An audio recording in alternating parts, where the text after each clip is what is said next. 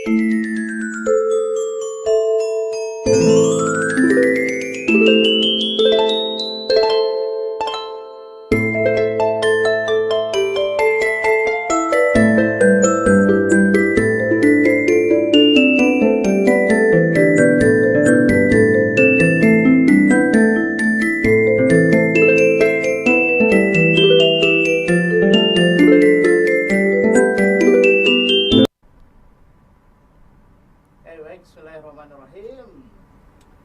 Bagaimana teman-teman yang di ruangan Zuninar? Apakah suara saya terdengar dengan jelas? Kalau terdengar dengan jelas, boleh dikasih respon jelas kan, gitu ya. Tapi kalau belum, nggak ada layar kita ini ya, nggak ada layar kita bisa ketahuan gitu ya? Bagaimana? Nggak.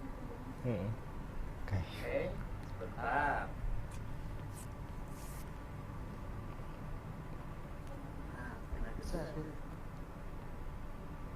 Udah kan?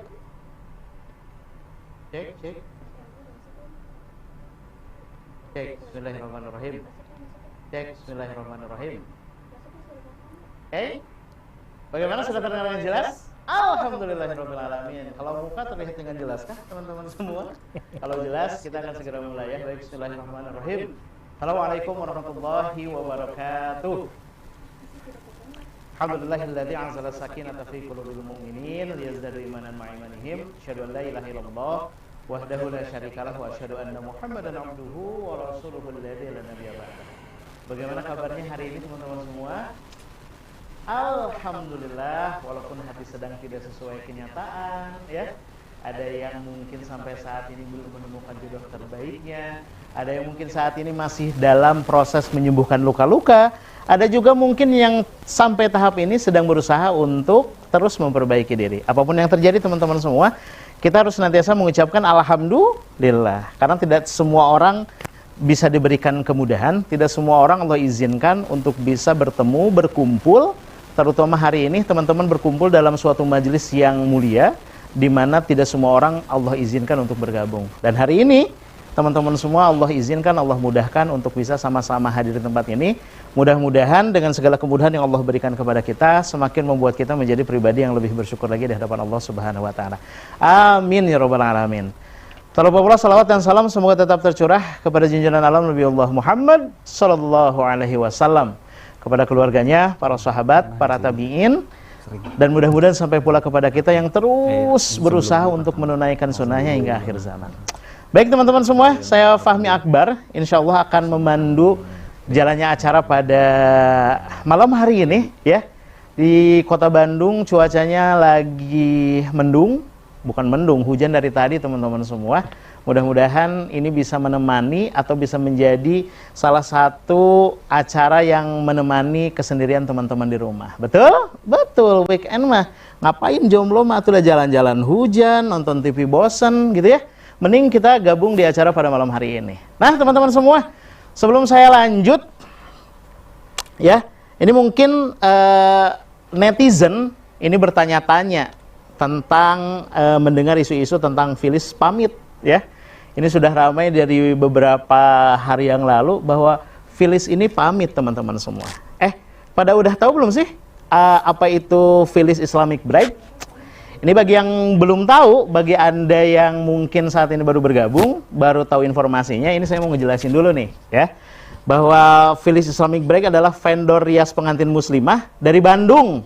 Jadi kalau misalkan Anda mengenal Bandung itu kan fashionnya luar biasa ya. Dan ini hadir dari kota Bandung. Kemudian juga dilengkapi dengan busana yang sangat mendukung para mempelai wanita untuk tampil syar'i di hari pernikahannya. Filis memiliki tim rias dan kru yang semuanya terdiri dari para muslimah agar klien merasa lebih nyaman dan leluasa di hari pernikahannya. Nah, kemudian juga Filis sangat pro dengan rias pengantin syar'i sehingga para akhwat tidak perlu khawatir untuk dapat berdiskusi dan memberi masukan kepada tim Filis agar seluruh keinginannya dapat terakomodir. Ini bisa jadi pilihan utama teman-teman semua di saat yang lain belum bisa mengakomodir tentang make up dan juga pakaian yang syar'i teman-teman semua. Dan tentunya kita berharap yang terbaik ya untuk Filis.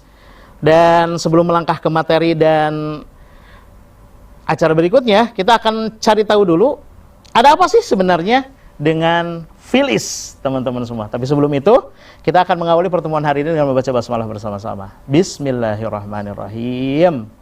Dan kita awali supaya semakin berkah, kita buka dengan membaca Fatihah terlebih dahulu, ya. Auzubillahi minasyaitonirrajim. Bismillahirrahmanirrahim. Alhamdulillahirabbil alamin, arrahmanirrahim, maliki yaumiddin. Iyyaka na'budu wa iyyaka nasta'in. Ihdinas siratal mustaqim, siratal ladzina an'amta 'alaihim ghairil maghdubi 'alaihim waladdallin. Amin. Oke, teman-teman semua. Ini saya nggak bisa ngelihat ini ya layarnya ya. Yang hadir berapa orang gitu, yang chat berapa orang.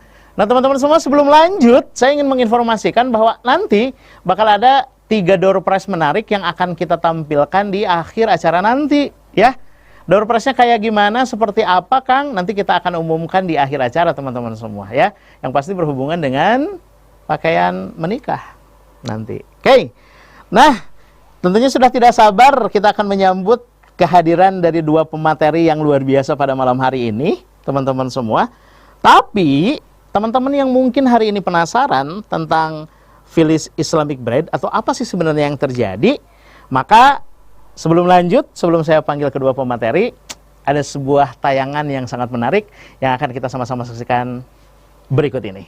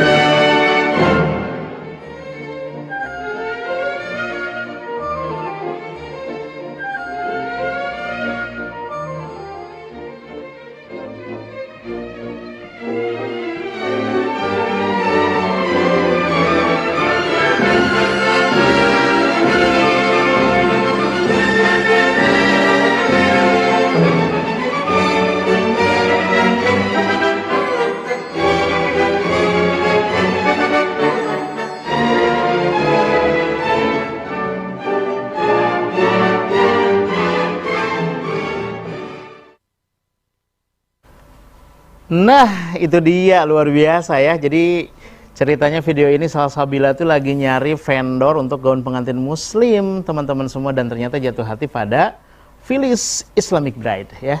Kalau ngelihat baju pengantin tuh bawahnya tuh pengen ini ya, pengen apa? Pengen ngasih tahu ke teman-teman bahwa ada rias pengantin dari Bandung, pakaiannya juga syar'i, make upnya juga syar'i, dan keren-keren ya. Jadi kalau Anda mungkin sampai saat ini, aduh bingung, jodohnya belum ada, minimalnya sama teman-teman semua dicicil dari sekarang, make upnya sudah ketemu, gitu ya, nyewa bajunya di mana, minimalnya mah itu dulu, urusan jodoh mahnya nanti weh, gitu ya. Tapi dicicil satu-satu apa dulu yang bisa dicari. Minimalnya teman-teman semua nge-tag dulu kemana akan make up mana yang akan teman-teman gunakan nanti di hari pernikahan, teman-teman semua. Nah, di akhir video tadi, teman-teman semua, kalau sama-sama lihat, saya ingin mengingatkan juga bahwa terdapat gambar yang menerangkan bahwa Phyllis Islamic Bride dapat melayani pemesanan keluar provinsi bahkan antar pulau di Indonesia karena didukung dengan layanan konsultasi dan juga fitting online. Kang, saya di bau-bau, oh bisa teman-teman semua. Atau saya di mana? Di Papua misalkan ya, bisa tuh Kang? Bisa teman-teman semua. Di luar negeri bisa nggak sih? Bisa, pokoknya mah dimanapun bisa ya teman-teman semua. Nah, jadi kan sudah mulai ketebak ya, kira-kira ada apa dengan Phyllis teman-teman semua. Simpan dulu kesimpulan teman-teman, dan kita akan menginjak pada acara utama kita, yaitu JHF, Jodoh High Value. Wih, nggak ada emot apa gitu, kembang api kayak apa gitu, biar ada meriah ya. Oke, kita akan masuk ke materi kita pemateri kita yang pertama. Tapi nggak ada pemateri 1, pemateri 2, langsung saja lah ya. Kita berikan aplaus yang paling meriah buat Kang Arif dan Kang Abay. Sih kata penonton, ini nggak ada penonton bayaran ya kalau nanti mah. Ada penonton di sini ngarah rada meriah gitu ya. Udah sama poek di depannya. Iya, udah sama poek cowok-cowok bertiga lagi malam-malam. Masya Allah. Arif, gimana kabarnya? Alhamdulillah. Baik. Masya Allah, alhamdulillah. Saya emang nggak sehat gimana tuh, badannya juga sangat terlihat sehat sekali, Kang Arif ya. Ini tema kita malam hari ini sangat menarik, Kang Arif, Kang Abay. Bagaimana kita bisa menemukan dan juga menjadi jodoh yang high value, ya. Tentunya sebelum menemukan kan, kalau nemuin mah kita tuh lihat orang gitu ya, ih nemu nih, tapi kan sebelum nemuin yang bagus, kitanya juga harus bagus meren gitu ya. Nah, ini gimana caranya? Ke siapa dulu nih? Kang Arif dulu lah ya. Iya, saya dulu. Oke. Kang Arif, gimana nih caranya? Ada tipsnya mungkin untuk teman-teman yang hari ini hadir untuk menjadikan diri ini punya value yang tinggi. Kang Arif, mangga silakan. Baik, terima kasih. Sekarang yang hadir udah berapa orang sekarang? Teman-teman? 900-an. Oh, ya. 900? Hampir 1000. Masya Allah. Ini pendukung pasangan nomor berapa nih? Oke. Ya, baik. Ya. Bismillahirrahmanirrahim. Alhamdulillahirrabbilalamin. Allahumma sholli ala Muhammad wa ala alihi wa ashabihi ajma'in. Teman-teman semua yang saat ini sedang menyaksikan acara ini dari rumahnya masing-masing, ya mungkin dari seluruh provinsi yang ada di Indonesia, bahkan mungkin ada yang dari luar negeri ya. Betul. Tadi belum sempat kita cek. Nah teman-teman, menjadi jodoh high value, kenapa sih penting ya? Kenapa? Yang pertama Kang Arif ingin membahas why, strong why. Kenapa sangat penting untuk teman-teman yang saat ini masih sendiri, saat ini masih menjadi seorang singlelilah, itu perlu menjadi sosok jodoh yang high value. Kalau Kang Arif tanya nih sekarang ya sama 900 atau mungkin hampir 1000 orang teman-teman yang sekarang sedang menyaksikan acara ini, sebenarnya yang teman-teman paling inginkan yang A, nanti boleh dijawab ya, walaupun sekarang nggak kelihatan tapi insya Allah malaikat menyaksikan ya minimal. Ada pembisik kita. Ada pembisik nanti ngasih tahu. Yang A, teman-teman ingin nikah segera saja, jadi nikah segera pokoknya terserah sama siapa Kang Fahmi, yang A. Yang penting mau. Yang penting nikah segera. Oke. Yang A, yang penting nikah segera. Atau pilih yang B, ingin nikah segera dengan dia yang baik agamanya, mulia akhlaknya, penuh dengan cinta dan juga setia. Masya Allah. Gak apa-apa ganteng juga ya. Gak apa-apa ganteng juga, gak apa-apa kaya juga. Kira-kira teman-teman pilih yang mana? Boleh dikasih tahu nih sama supporter kita, kira-kira jawabnya? Semuanya B ya, semuanya B, tidak ada mungkin yang berani jawab A. Karena kalau ada yang berani berarti nggak cocok acaranya kan. Nah teman-teman, semua kita pasti sebenarnya ketika teman-teman menginginkan ingin segera menikah, sebenarnya bukan tentang ingin segera menikahnya saja. Bukan tentang cepat-cepatan menikah saja. Tapi yang lebih penting dari itu adalah ingin segera menikah dengan siapa. Dan siapa itu tentu kalau kita tanya, dia adalah orang yang baik agamanya, mulia akhlaknya, dan bisa mencintai kita serta keluarga kita. Nambah tadi kata Kang Fahmi, wajahnya tampan, rekeningnya tebal, dan lain sebagainya. Tapi yang paling penting adalah ternyata kita bukan hanya ingin segera menikah, tapi kita ingin menikah dengan dia yang baik agamanya, mulia akhlaknya, penuh dengan cinta dan juga setia. Nah teman-teman, yang ingin Kang Arif garis bawahi pertama kali adalah proses mencari pertama sekali adalah dengan menjadi. Kang Arif ulangin ya, proses mencari pertama sekali adalah dengan menjadi.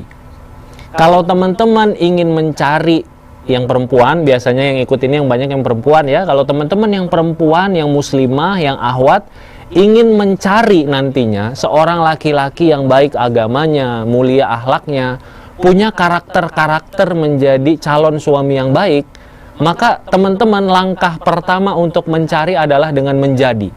Sebelum teman-teman mencari, teman-teman perlu sadar bahwa laki-laki yang baik itu, dia pasti maunya dengan perempuan yang baik pula. Makanya dalam surat An-Nur ayat ke-26 Allah Subhanahu wa taala menjelaskan bahwa laki-laki yang baik itu untuk perempuan yang baik dan perempuan yang baik itu untuk laki-laki yang baik pula. Lantas kan ada pertanyaan seperti ini Kang Fahmi, Kang Arif, tapi itu kan ceritanya tentang pembersihan nama Ibunda Aisyah radhiyallahu anha terhadap tuduhan keji dari orang-orang munafik. Maka jawabannya adalah secara khusus itu memang cara Allah Subhanahu wa taala membersihkan nama Ibunda Aisyah dari tuduhan keji yang dituduhkan oleh orang-orang munafik. Tapi sebagian ulama menyebutkan bahwa sebenarnya itu adalah kaidah umum juga, Kang. Bahwa orang laki-laki yang baik, dia pasti senangnya punya istri yang baik. Laki-laki yang jujur pasti senangnya punya istri yang jujur. Laki-laki yang rajin sholat pasti maunya milih istri dan calon ibu bagi anak-anaknya yang juga rajin sholat. Gak mungkin saya nyari jodohnya di konser dangdut, betul nggak? Iya, Nggak mungkin, benar. Di masjid. Pastinya di masjid. Baik, gitu. Orang yang rajin ke masjid pasti nyarinya muslimah juga yang rajin ke masjid. Maka yang perlu kita sadari, sekali lagi Kang Arif sampaikan bahwa langkah pertama untuk mencari adalah dengan menjadi. Langkah pertama mencari adalah dengan menjadi. Kalau teman-teman seorang muslimah ingin dipertemukan, nanti proses mencarinya insya Allah Kang Aba yang menyampaikan, ingin dipertemukan dengan seorang laki-laki yang baik agama dan mulia akhlaknya, maka sebelumnya yakinkan, pastikan dulu teman-teman bersemangat untuk menjadi seorang wanita yang baik agama, mulia akhlaknya, dan punya karakter-karakter calon istri yang soleha. Seperti itu. Ya. Baik, kita akhiri saja pertemuan hari ini. Kayaknya cukup deh. Cukup. Udah dapat aha momen teman-teman. Oh, iya ya. Selama ini saya sibuk mencari, ternyata saya belum menjadi gitu. Iya. Terus nggak ketemu gitu ya. Begitu teman-teman semua. Kita ada video dulu sih. Lanjut saja. Oke. Ih, kita mah enak banget gitu. Bisa ngobrol sama FD kayak. Nah, lanjut ke Kang Abai. Kang Abai. Ini kan tadi dari menjadi. Ini kemudian menemukannya itu gimana nih Kang Abai? Menemukan jodoh yang value-nya juga tinggi Kang Abai. Mangga, silakan. Bismillah, alhamdulillah, wala quwwata illa billah, Allahumma sholli ala sayyidina Muhammad wa ala ali sayyidina Muhammad. Mudah-mudahan semua yang hadir pada malam hari ini insya Allah dipertemukan dengan jodoh terbaik, jodoh dunia akhiratnya. Halo Kang Fahmi, biasanya. Halo Mas Yasa. Biasanya kita beda ruangan gitu ya. Ini satu ruangan, Masya Allah. Tadi sudah disampaikan ya oleh Kang Arif tentang pentingnya menjadi, itu poin yang paling penting. Jadi teman-teman sudah menggarisbawahi. Nah, ini mungkin sekarang bab mencari ya, Betul. menjemput. Nah, teman-teman juga bisa nulis nih satu keyword.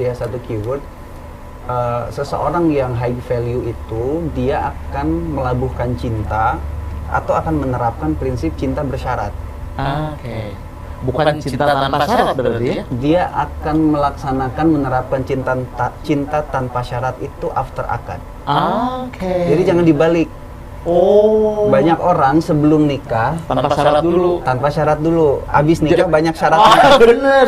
Kayaknya kan ribut wae rumah tangga katanya. Hanya banyak ribut, tapi sebelum nikah malah nggak ada syaratnya. Ya, saya kayak gitu ya dulu ya. Makanya Oke. belas gitu Kang. Makanya jadi salah konsep. Nah, kalau yang high value itu dia akan menerapkan melabuhkan cinta itu bersyarat Kang. Contoh ya, mungkin yang disampaikan oleh ulama panutan kita Imam Nawawi, aku mencintaimu karena agamamu. Jika hilang agamamu darimu, jika hilang agamamu darimu, maka hilang pula cintaku. Oke. Terus kan dari Rasulullah pun sudah menyampaikan ke kita terkait kriteria pasangan itu kan dari 4 kriteria, dari harta, nasab, keturunan, penampilan. Yang terpenting prioritas itu agama. Agama dan akhlak itu menjadi prioritas. Kalau itunya nggak ada, Jadi hilang yang gitu ya. lainnya itu kan prioritas. Betul, Namanya betul. prioritas harus dinomorsatukan. Nah, makanya teman-teman harus juga satu vibrasi. Ya, harus jadi satu vibrasi. Jadi tadi yang sudah disampaikan Kak Arif bagaimana menjadinya itu penting. Teman-teman pun sama akhirnya melihat ketika kita menjemput jodoh, kita akan menerapkan cinta Syarat. cinta bersyarat dan agama yang menjadi kriteria utamanya. Nah, sekarang gimana cara kita menemukannya? Ya, bagaimana cara kita menemukannya? Kenapa nggak dibalik aja? Gimana cara kita ditemukan? Oh. Coba, ini Kang Abai bertanya ke teman-teman Singalila semua, mau menemukan atau ditemukan? Ya. Ya jelas atuh. Ya jelas atuh apa? Dijawab sama netizen. Ya, mau menemukan atau ditemukan? Ah, itu baru 20 tuh, belum 900 tuh. Tunggu dulu ya sampai 900 ya. Oke, tunggu dulu kayaknya sampai 900. Mau menemukan atau ditemukan? Karena ini menarik nih teman-teman semua. Biasanya kalau misalkan menemukan itu mencari, itu kan kitanya yang nyari ya. Kalau misalkan ditemukan mah kita kayak dicari sama orang lain gitu. Betul? Ya. Apa itu DI? Oh iya, ditemukan. Oke, yang lain jawabnya apa? Atau menemukan. Ini suara Kang Abai sekarang gimana? Oke ya. Jadi teman-teman ternyata menemukan atau ditemukan? Ditemukan ya mayoritasnya. Tapi bisa jadi juga menemukan, Kang. Ya. Tapi tadi kan pertanyaannya kan kata Kang Fahmi nanyanya, gimana menemukan jodoh high value? Jangan-jangan kita tidak menemukan tapi ditemukan, Kang. Ditemukan. Indah ya? Asik, bener. Nah, gimana caranya? Ini kami kasih beberapa catatan untuk para Singalila. Cara kita ditemukan ya satu, perbanyak silaturahmi. Betul. Ya. Jadi silaturahmi itu bukan hanya sekedar mendatangkan rizki, tapi juga peluang untuk memperbesar peluang kita bertemu dengan jodoh dunia akhirat. Entah itu menemukan atau ditemukan. Betul. Maksudnya bukan hanya sekedar rizki Materi dalam bentuk ya? materi ya. Oke. Jadi perbanyak silaturahmi. Terus yang kedua, perbanyak perbuatan baik dan karya baik. Karena itu cara kita menyimpan jejak-jejak untuk dikenali. Betul nggak? Betul. Perbuatan baik kita kan diceritakan, dikenali sama orang kan. Harum namanya nanti. Betul. Bukan, tapi kita berbuat baik bukan buat niat seperti itu. Jadi kita perbanyak perbuatan baik dan karya-karya baik. Terus yang ketiga, orang high value itu kan kumpulnya di tempat-tempat baik, Kang, tadi. Berarti kita harus memperbanyak komunitas atau masuk ke dalam majelis-majelis ilmu, komunitas-komunitas positif, jauhi lingkungan yang toksik, perbanyak komunitas-komunitas yang positif. Dan berikutnya yang keempat itu, kita itu bisa ditemukan kalau kita juga, karena ini eranya digital, sosial media, kita juga bisa share karya pemikiran kita di sosial media. Betul. Yang baik, yang positif, tetapi syaratnya otentik dan apa adanya, tidak perlu kita berbohong dan tidak jujur di situ gitu. Jadi sesuai dengan pengetahuan, sesuai dengan pemahaman, sesuai dengan pengalaman, sesuai dengan kapasitas. Banyak orang-orang yang ditemukan lewat media kan, lewat sosial media. Ya teman-teman manfaatin, jangan jadi toksik di sosmed. Apa-apa dicurhatin entah di WhatsApp, di Instastory negatif. Gimana coba kita, orang yang high value kan tadi, dia udah punya standarisasi. Akhirnya dia nggak mau dengan orang yang punya vibrasi, energi, pemikiran yang negatif. Jadi itu tips-tipsnya. Dan yang terakhir, jemput jodohnya tentu saja dengan cara ta'aruf. Gitu. Karena kita butuh untuk saling kenal mengenali, dan ta'arufnya bukan hanya sebatas ta'aruf hanya tukeran CV terus langsung nikah. Untuk proses mengenali perlu tahu tadi visi misi hidupnya, perlu tahu sifat karakter kepribadiannya lebih dalam lagi gitu, sampai akhirnya memutuskan untuk lanjut ke fase hitbah atau menikah. Gitu Kang Fahmi. Siap, luar biasa ya. Jadi memang ini kadang-kadang ada yang salah kaprah gitu ya, ta'aruf. Kenapa nggak nikah-nikah lagi ta'aruf berapa tahun? 5 tahun. Hei, Anda nyicil motor atau ta'aruf? Saling mengenal gitu ya. Itu kan jadi banyak orang yang berlindung dari kata ta'aruf. Nanti mungkin saya akan bahas lebih dalam sama Kang Abai. Ini lagi masa-masa kampanye, teman-teman semua kampanyekan diri Anda bahwa Anda sedang adalah high quality jomblo gitu ya. High value-nya tinggi gitu Kang Abai. Saya ingat banget ini, sebelum nanti masuk saya mau nanya lagi sama Kang Arif. Saya jadi ingat ini tadi Kang Abai cerita tentang meng-share yang baik-baik di sosmed itu, yang ketika terjadi kecelakaan kereta itu loh. Ya, itu kan si masinisnya tuh meninggal kan, itu sampai rame di sosmednya karena memang kesehariannya tuh banyak hal-hal yang bagus kan, bahkan terkenalnya tuh justru ketika sudah meninggal gitu ya, banyak orang yang mendoakan, luar biasa kan gitu. Nah Arif, kalau saya mau cerita, nanya apapun boleh ya. Tapi saya pengen nanya ini, kalau misalkan ini kan banyak anak-anak muda ini, wow, Masya Allah penonton 1.500, teman-teman semua. Berarti sebelum lanjut, ada video yang akan kita tampilkan berikut ini. Sudah siap? Spesial ini mah, kenapa kita tampilin video?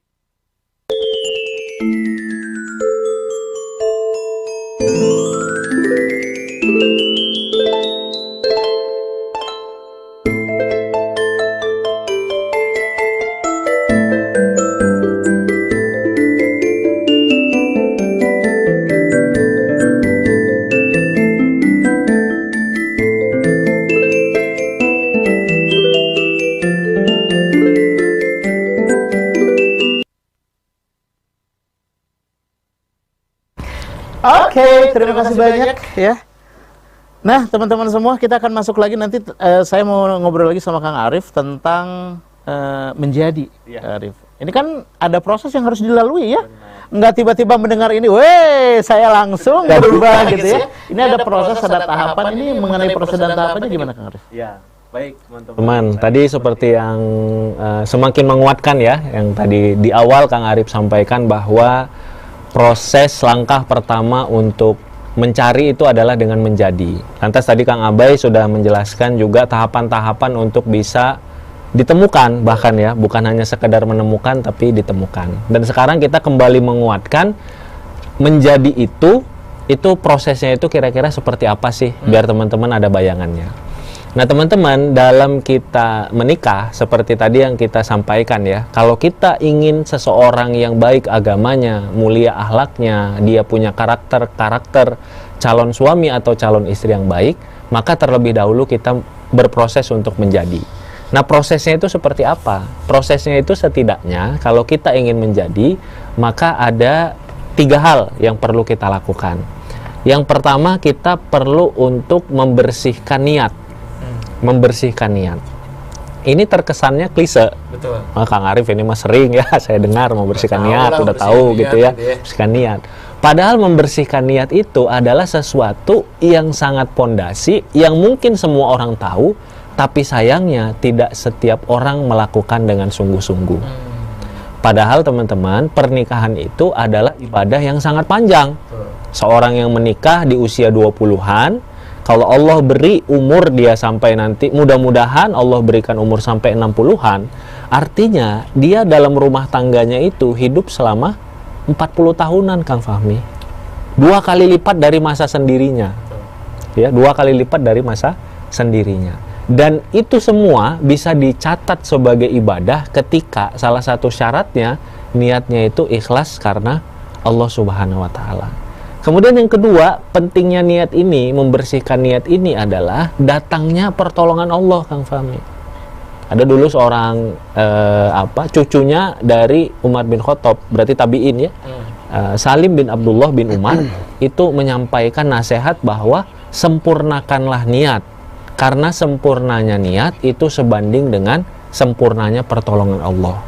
Maka kalau kita lihat teman-teman, dalam sebuah hadis riwayat Imam Nasai, Allah menjanjikan, Rasul menyampaikan bahwa Allah berjanji akan menolong 3 golongan, budak yang ingin membebaskan dirinya, mujahid fisabilillah, dan orang yang niatnya ikhlas karena ingin menikah demi menjaga kesucian diri. Jadi kalau kita ingin ditolong, yang pertama kali yang harus kita bersihkan adalah niat kita. Jangan-jangan kita dalam proses untuk menemukan atau ditemukan itu sulit, karena bisa jadi niat kita masih belum lurus. Contohnya apa, Kang Fahmi? Niat yang belum lurus kalau nikah. Nikah karena pengen keluar dari rumah. Iya, bosan sama orang tua, kesel orang tuanya galak misalnya ya. Atau dipaksa terus ditanyain terus. Ditanyain terus. Atau mantannya bulan Juni nikah, dia target harus sebelum ya, kayak gitu. Jadi banyak sekali niat-niat yang bisa jadi melenceng dan itu perlu untuk dibersihkan. Selanjutnya, niat itu juga insya Allah akan menjaga cinta dalam rumah tangga kita. Kata Imam Malik, makana lillahi abqo. Segala sesuatu yang lillah, yang karena Allah itu abadi. Kita punya uang 10.000, kita makan, besok jadi kotoran. Kita punya uang 10.000, kita sedekahkan di masjid, itu kebawa-bawa sampai ke akhirat. Dia jadi abadi. Cinta kita juga sama, nikah kita juga sama. Kalau niatnya itu adalah untuk Allah, untuk ibadah, untuk beribadah kepada Allah, maka Allah yang akan menjaga rumah tangga tersebut, mudah-mudahan. Di tengah, kemarin saya baru beberapa waktu lalu dapat ilmu juga dari Kang Abai. Sekarang sampai berapa, Kang? Perceraian hampir 30%. Pasca pandemi ini naik, Kang Fahmi. Pernikahan itu hanya 1,7 juta. Padahal barang-barang di rumah ya kemana-mana kan pas pandemi itu. Iya, kebanyakan di rumah bareng. Jadi berantem mungkin. Kemudian perceraian sampai 500.000 ya? Udah 520.000 520.000 tahun 2022 itu. 2023 katanya naik lagi. Belum dirilis datanya. Ini melesat terus, meroket terus. Nah, berarti salah satu ikhtiar kita sebelum teman-teman menikah adalah membersihkan niat. Nah, proses pertama membersihkan niat. Kemudian yang selanjutnya adalah membersihkan hati. Bersihkan hati dari siapa? Dari mantan, dari rasa insecure, dari overthinking, dari trauma, dari luka, dan lain sebagainya. Nah, silakan disebutkan, itu banyak sekali ya, membersihkan hati. Membersihkannya bukan hanya yang mau nikah, yang udah nikah juga. Yang udah nikah juga harus. Dan pentingnya kita menjadi itu kan sebenarnya proses membersihkan niat, membersihkan hati. Benar banget yang dibilang Kang Fahmi tadi, bahwa ini sebenarnya kalau kita biasakan untuk melakukan, pada akhirnya jadi kebiasaan dan value pada diri. Sehingga kalau kita sudah terbiasa berbulan-bulan sebelum menikah kita membersihkan niat, sampai akhirnya nanti membersihkan niat ini jadi sebuah value. Kita nanti sudah menikah, kecewa dengan pasangan, kita bersihkan niat kita. Karena bukan hanya ngejar persiapan sebelum ya, Benar. tapi lanjut terus. Lanjut, ya. menjadinya ini kan akan terus. Emang hati nggak kotor-kotor pas menikah gitu kan? Iya. Kan harus terus bersih. Dan emang kalau kita menjadi calon istri, calon suami yang baik setelah menikah semuanya dilupakan kan? Tidak. Tetap aja terus kita berproses jadi calon ibu yang lebih baik, calon istri yang terus lebih baik. Jadi proses ini teman-teman, ini justru sangat penting. Kenapa? Karena kita ingin mendidik diri kita agar punya habits dan value tersebut.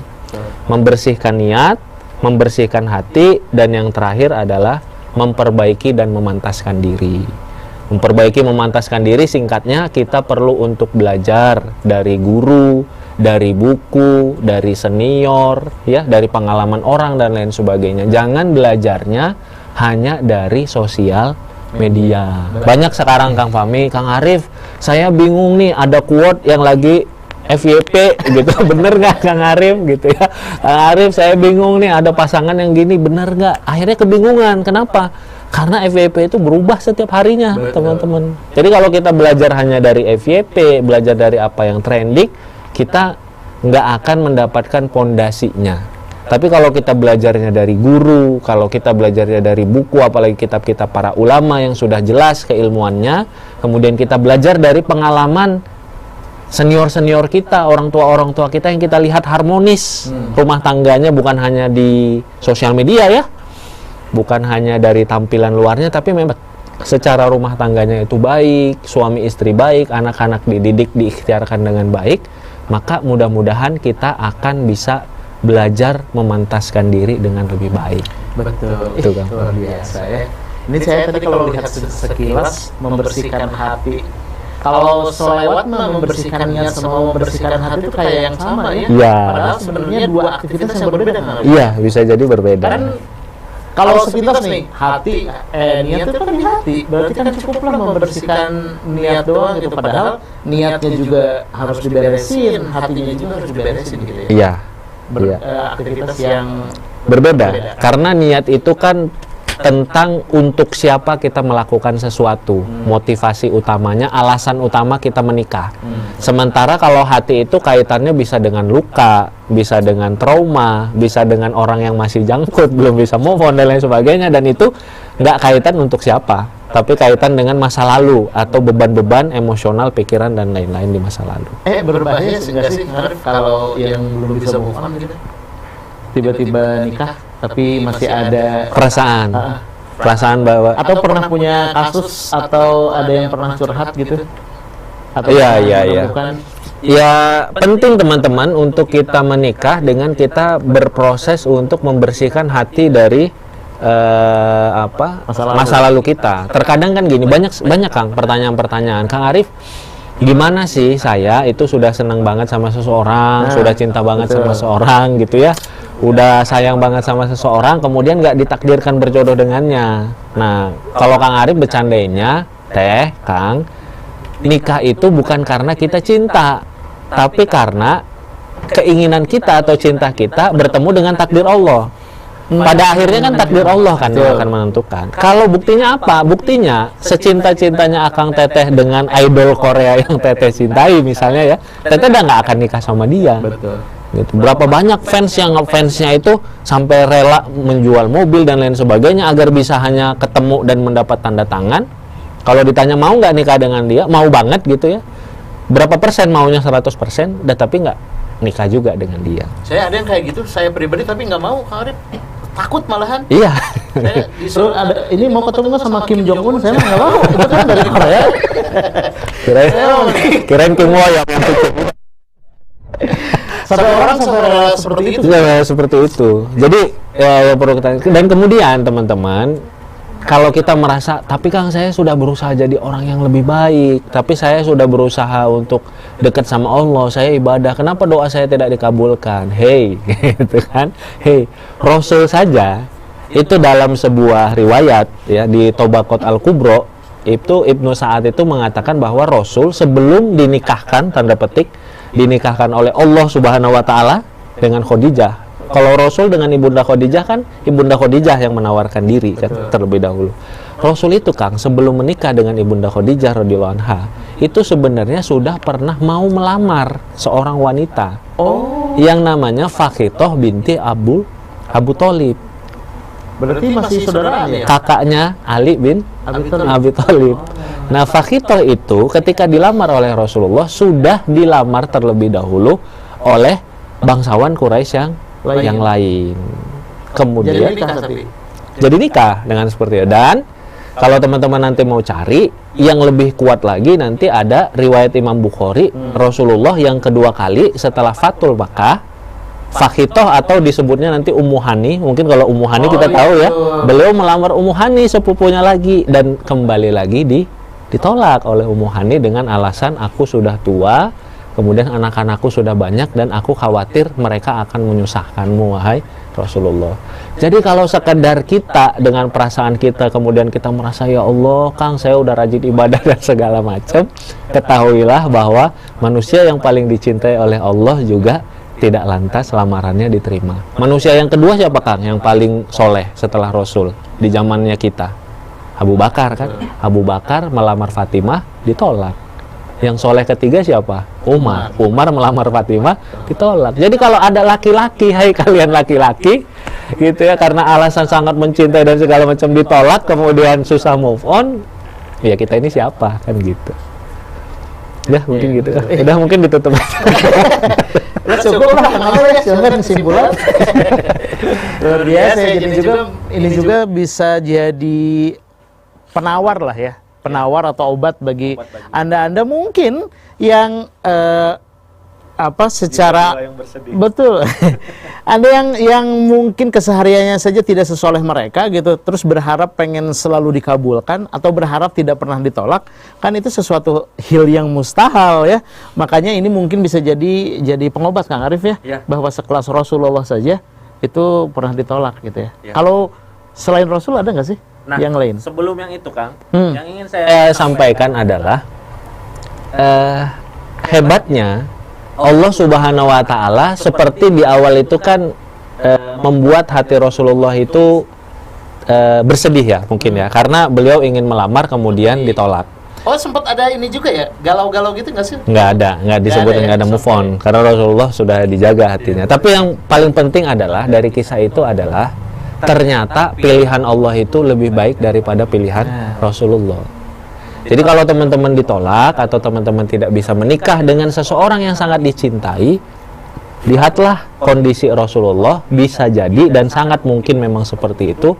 Apa yang Allah takdirkan, apa yang Allah pilihkan untuk kita, itu lebih baik daripada apa yang kita harapkan. Karena Rasulullah setelah itu, beliau itu bukan tidak bisa move on dari Ummu Hani karena nggak ada urusannya dengan itu. Yang beliau nggak bisa move on itu dengan pilihannya Allah, dengan Khadijah.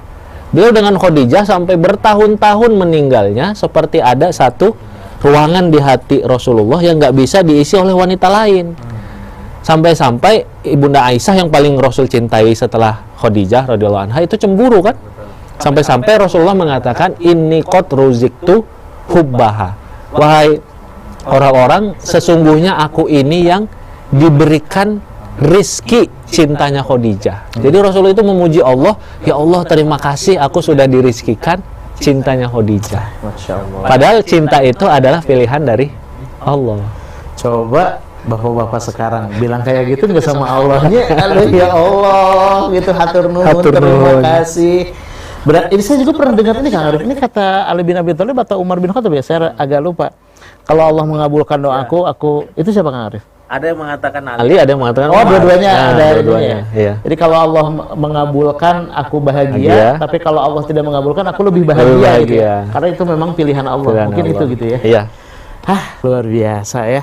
Ternyata itu proses bagi orang-orang yang ditolak itu bisa. Betul. Ya walaupun perih gitu. Itu bisa jadi quote yang menunjukkan ya, insyaallah. Makanya kayaknya perlu banyak quote-quote yang kayak gitu ya. Kayak di La Tahzan mungkin jangan bersedih, itu kan banyak sama kisah-kisahnya teman-teman semua. Dan kita mah selama ini kalau galau teh dengernya lagu. Benar. Ya. Jadi makanya kayak apalagi denger lagu yang malah gini, sialnya malah sial coba. Aduh, saya mah sial ketemu sama kamu teh dengernya lagu itu. Atau lumpuhkanlah ingatanku, coba. Di mall tuh jadi pada gini tatapan kosong karena denger lagunya juga lumpuhkanlah ingatanku. Makanya banyak lagu-lagu yang justru kurang bagus, bahkan nggak bisa jadi bukan makin produktif gitu ya, malah jadi kontraproduktif gitu teman-teman semua. Itu proses dari menjadi teman-teman semua. Gila ya, luar biasa. Kabar nampaknya sudah lewat. Oke, siap Kang Abai. Teman yang sekarang berapa teman-temannya sekarang? Ada berapa? 1.500, 1.700.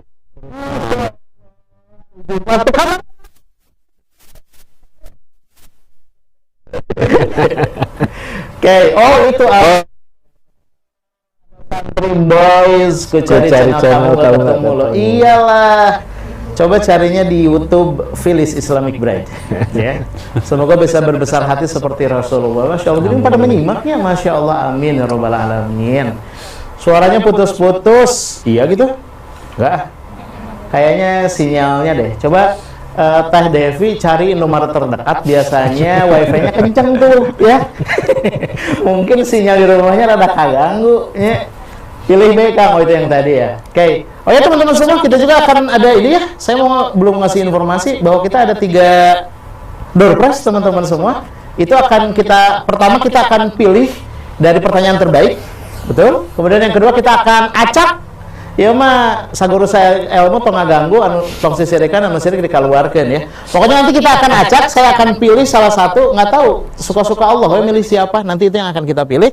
Dan yang ketiga teman-teman semua, kita akan pilih yang bikin story dengan nge-tag Phyllis Islamic Bride dan juga Desi Villa ya.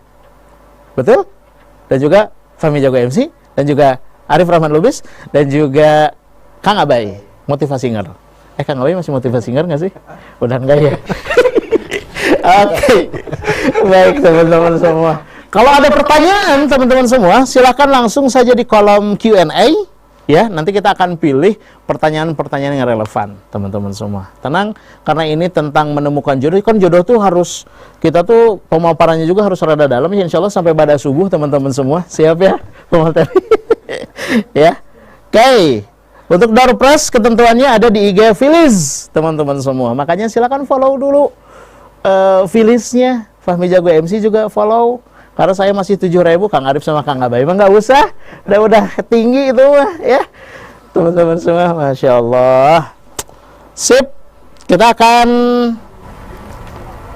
menyaksikan dulu video yang menarik berikut ini. Silahkan.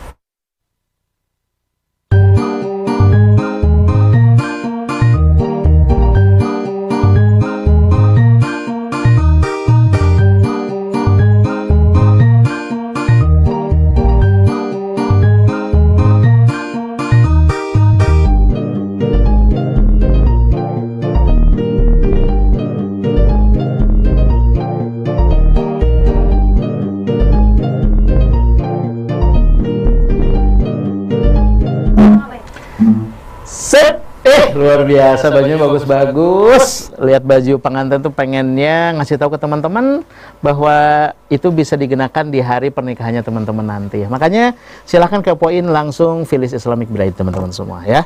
Lanjut Kang Abai, tadi disinggung tentang ta'aruf Kang Abai. Ini kan banyak orang yang belum tahu nya ta'aruf teh apa. Mungkin ada yang baru dengar. Saya pernah ini Kang Abai, saya pernah nanya, mau ta'aruf enggak? Ta'aruf. Punya CV itu, CV naon, CV lamaran. Jadi yang dia tahu tuh CV itu hanya untuk ngelamar kerja Kang Abai, ya. Nah, ini kan banyak orang yang mungkin secara definisi belum tahu, secara proses juga belum tahu, secara tahapannya belum tahu, formulanya juga belum tahu. Kira-kira mungkin bisa dikasih bocoran Kang Abai tentang formula atau tahapan tentang ta'aruf ini Kang Abai? Enggak? Mungkin saya ambil dari buku sendiri. Iya, buku. Dulu judulnya Ta'aruf 5.0. Oke, sekarang? Sekarang lagi proses republishing ya, jadi ada perubahan judul, formula ditambahin formula. Oke. Formula Ta'aruf 5.0, kenal diri, kenal Allah, kenal jodoh. Wis, kenal diri, kenal Allah, kenal jodoh. Memang buku itu membahas A to Z-nya terkait dengan ta'aruf, tapi bukan hanya sebatas konsep, best practice, tapi juga proses-proses ta'aruf yang tidak berhasil juga dibahas. Oh, bukan hanya yang lulus-lulus saja nih. Iya, kenapa dan bagaimana gitu. Oke. Dipelajari kenapa dan bagaimananya, baik yang berhasil maupun yang gagal. Sampai akhirnya kita nemu proses ta'aruf 5 tahapan, jadi formula ta'aruf 5.0. Ini kalau dibahas buku itu memang bisa lama sekali, berjam-jam. Jadi saya persingkat saja ya Kang ya. Kalau secara buat memahami definisi sama esensi nih. Kalau bicara definisi proses ta'aruf itu yang dimaksud di sini tuh ta'aruf menuju pernikahan ya Kang. Oke. Proses saling kenal mengenal dua insan sebelum pernikahan dalam waktu tertentu yang disepakati. Ini harus digarisbawahi. Sehingga tadi tidak ada kejadian, aku lagi ta'aruf, berapa lama kamu ta'aruf? 2 tahun. Nah, ngerasa digantung gitu ya, nggak ada kepastian. Jadi memang harus ada jangka waktu yang disepakati, dan biasanya 1 sampai dengan 3 bulan, karena nggak usah terlalu lama juga gitu. Bukan lebih cepat lebih baik ya di sini ya sebenarnya. Ada kesadaran waktu di mana kita bisa berproses mengenali calon kita dengan maksimal gitu ya. Biasanya berbasis data itu 1 sampai dengan 3 bulan tergantung dengan siapa kita ta'arufnya gitu. Jadi tadi dengan jangka waktu yang disepakati dan ditemani oleh seorang perantara. Oke, harus ada pelantarannya. Supaya dalam proses-proses yang terjadi itu sesuai dengan syariat dan tidak ada aktivitas berhalwat berdua dan lain sebagainya gitu. Jadi tadi itu Kang secara definisi proses saling kenal mengenal sebelum pernikahan dalam jangka waktu tertentu yang disepakati dan ditemani oleh seorang perantara. Nah, yang kedua teman-teman harus paham esensi kenal mengenal itu bukan hanya sekedar tahu nama, rumah di mana, sekolah di mana, usia berapa, dari suku apa gitu ya. Kadang kita sudah ngerasa kenal seseorang hanya sebatas tahu wajahnya, tahu sekolahnya, tahu alamatnya. Padahal esensi kita kenal seseorang adalah ada 2 hal Kang. Bisa disebut kita kenal seseorang. Yang pertama, kita berusaha mengenali sifat karakter kepribadiannya, dan termasuk di situ akhlaknya ya. Dan yang kedua, kita tahu visi misi hidupnya ke depan. Nah itu esensi kenal tuh itu sebenarnya. Selain kenal tahu fisik ya, kita kenal visi misi hidupnya, rencana hidupnya ke depan, sama satu lagi sifat karakter kepribadian.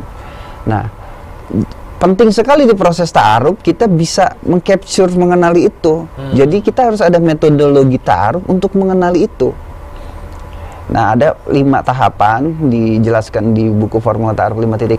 Memang tahapan yang pertama tadi kita tukeran dulu CV, biodata, gitu. Kalau nggak CV, biodata, ditulis selengkap mungkin di situ tentang diri kita, termasuk juga profil keluarga kita, termasuk juga kita bisa menjelaskan sifat karakter kepribadian kita. Pokoknya selengkap mungkin tulis terkait dengan diri kita Kang, selengkap itu mungkin. Ada nggak sih Kang? Ada formnya gitu nggak sih? Nah, formnya tidak ada benar salah, artinya tadi.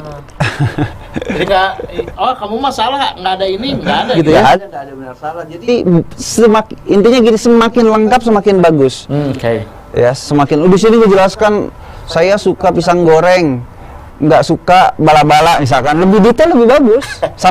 sampai makanan favorit ya, punya fobia apa, takut cecunguk misalkan Kang, ketinggian, lebih jelas, lebih riwayat penyakit tulis, tapi yang cukup tuliskan yang berat, yang sering kambuh atau bawaan lahir. Kalau rorombehen gitu. pernah pilek gitu, pernah masuk angin, itu nggak usah. Jadi selengkap mungkin Kang. Intinya selengkap mungkin tuliskan tentang diri Anda. Makin lengkap makin bagus. Yang tidak boleh dituliskan hanya aib.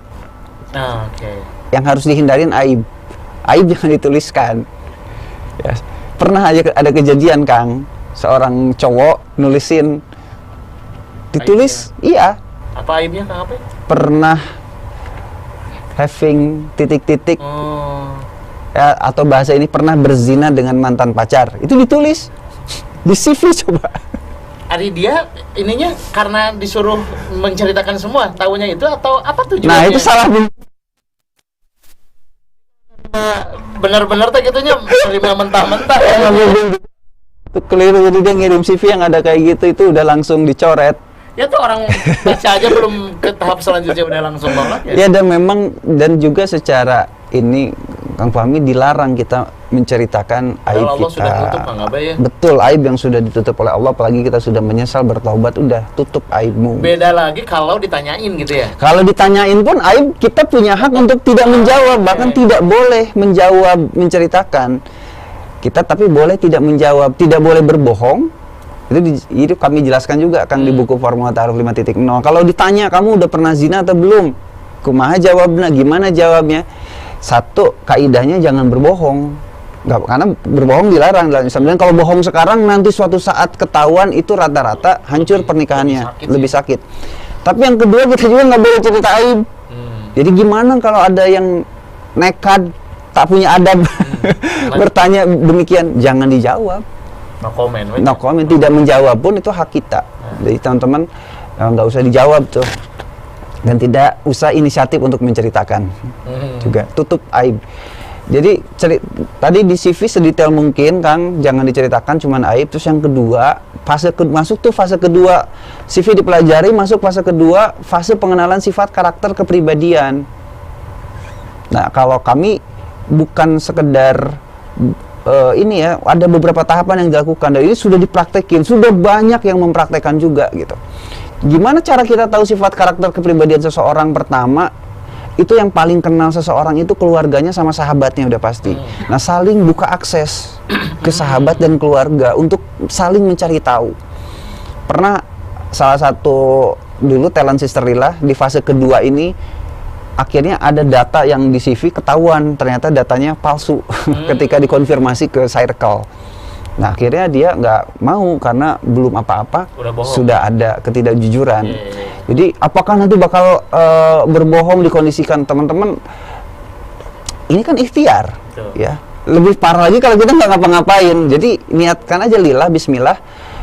Kita cari informasi dari keluarga, dari komunitas di mana dia bergaul atau di circle pergaulan dia, dari persahabatan ya, cari tahu dan udah sepakat untuk saling buka akses. Nah, lalu gimana juga cara tahu sifat karakter kepribadian? Ini yang dilakukan dulu Anissa sama Anandito ya, terus ada Erna sama Mas Panji, yang Kang Redi gitu sama istrinya. Mereka melakukan, kita rekomendasikan untuk melakukan tes kepribadian dan melakukan. Oh, ketiga-tiganya? Ketiga-tiganya melakukan tes kepribadian dan dibahas tuh terkait dengan hasil tes kepribadiannya, potensi sedetail itu nggak apa ya? Ini kan ikhtiar Kang. Betul. Ya, ini kan bagian, tapi ini hukumnya bukan wajib loh, bahkan ta'arufnya sendiri kan nggak wajib. Betul. Tapi ini kita ikhtiar untuk saling kenal mengenal. Nah, jadi itu fase kedua Kang. Nah, udah dapet data, pertimbangkan mau lanjut nggak ke fase ketiga. Nah, fase ketiga itu rencana hidup ke depan dibahas ya. Jadi visi misi rencana hidup ke depan dibahas sedetail mungkin tuh, dibahas terkait nilai-nilai hidup, prinsip hidup dan lain sebagainya, juga terkait dengan bab profesi nanti ke depan mau jadi apa. Kayak sahabat kita tuh di Surabaya di fase rencana hidup ini dia menemukan ganjalan ya, karena dia tuh pengennya jadi aktivis dan kerja di Surabaya. Si calonnya mau kuliah ke luar negeri. Di rencana hidupnya itu mau kuliah di luar negeri dan nanti kepengen menetap dulu di sana gitu kan. Banyak mahasiswa-mahasiswi LPDP kan kepengen kerja dulu di luar gitu ya. Ketemu nggak rencana hidupnya? Nggak. Coba kan kalau dibicara ini habis nikah kumaha, gimana coba? Harus ada yang mengalah gitu ya. Atau ketika dua-duanya nggak ada yang mau mengalah, solusinya pisah. Jadi lebih baik di fase ta'aruf dibahas sedetail mungkin. Nah, ini fase ketiga, data terkumpul lagi, pertimbangkan oke atau enggak, confirm atau enggak nih untuk saling nanti mendukung, bisa selaras enggak nanti rencana hidup ke depannya. Habis itu lanjutlah fase keempat. Nah, ini ngelibatin orang tua, bukan hitbah loh. Orang tua juga perlu saling kenal mengenal, ya dipertemukan. Orang tua mungkin ingin bertanya banyak hal, dipertemukan kedua belah pihak, ngobrol di situ. Habis itu orang tua juga punya data, punya pertimbangan. Fase kelima, istikharah, musyawarah, mufakat Kang. Data-data udah dikumpulin, orang tua udah ketemu, sholat istikharah, mohon petunjuk kepada Allah. Nah, habis itu rapat pleno aja gitu. Ambil fatwa hati, ya lanjut atau enggak ke fase khitbah. udah Kang, itu proses ta'aruf 5.0. Jadi bukan, dan kami merekomendasikan ini kalau berta'aruf dengan orang yang baru dikenal itu maksimalin. Kalau dengan orang yang sudah sangat dikenal mungkin ada beberapa fase yang di skip Kang.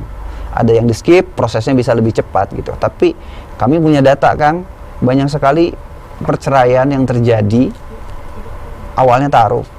Nama apa, bukan awalnya ya, judulnya ta'aruf lah gitu. Tapi tadi hanya prosesnya banyak yang diloncat.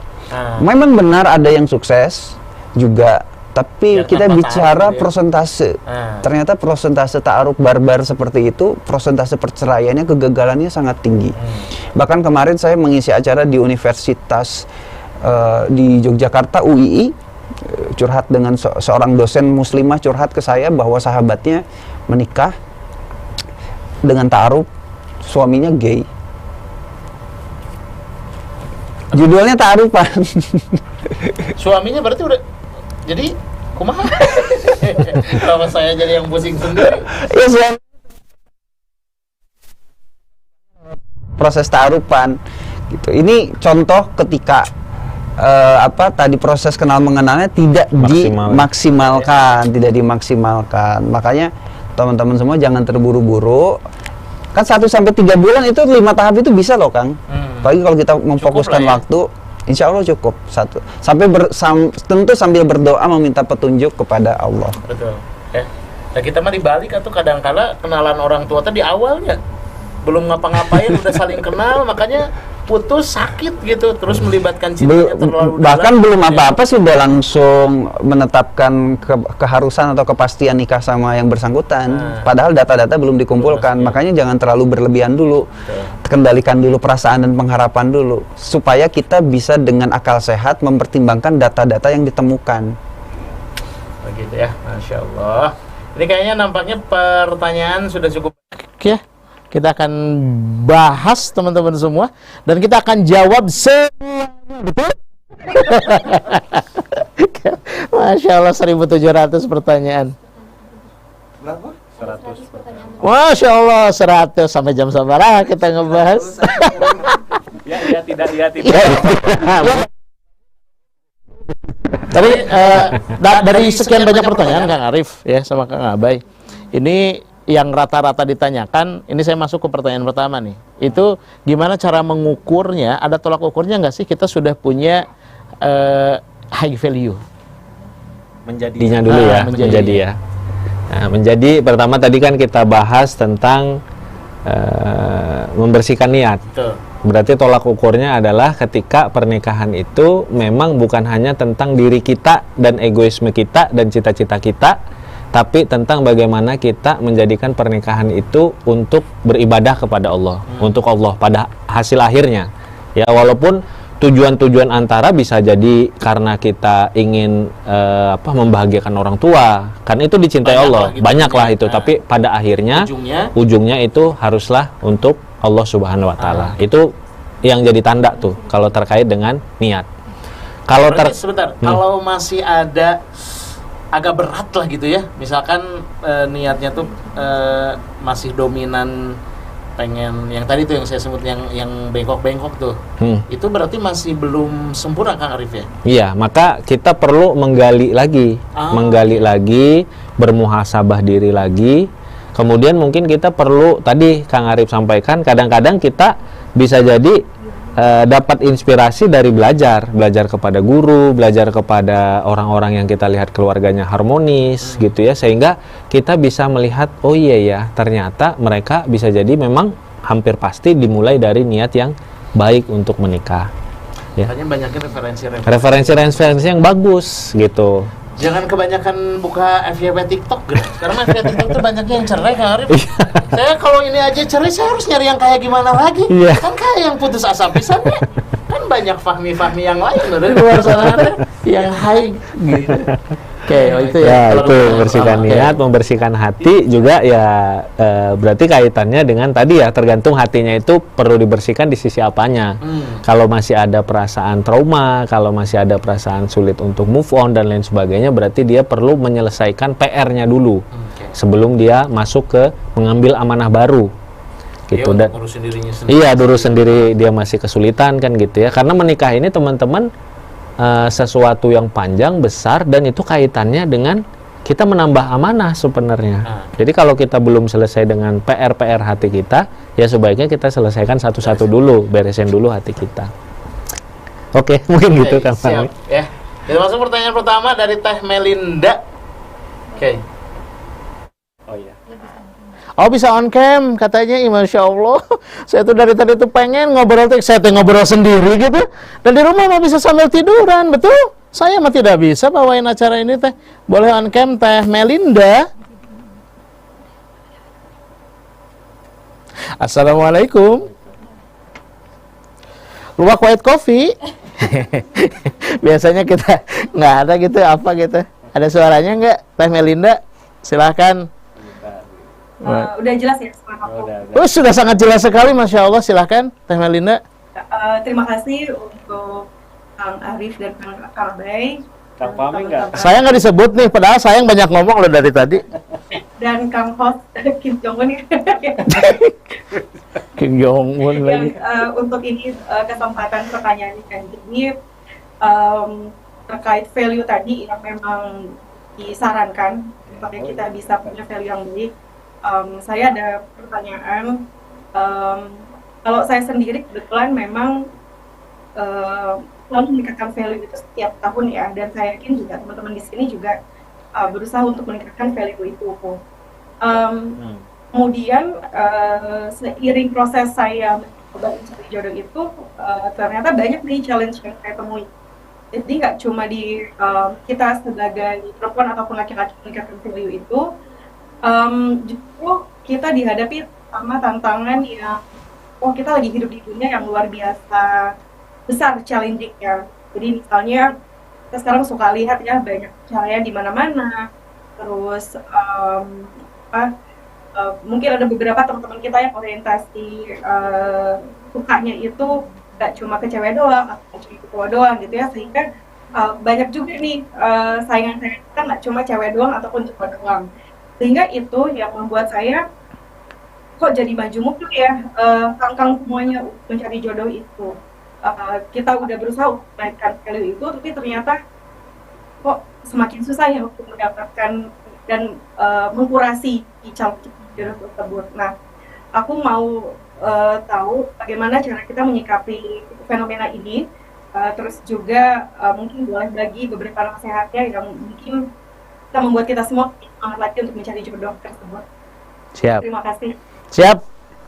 Ini mah nggak usah sama Kang Arif sama Kang Aba, yaitu saya juga nggak bisa ya.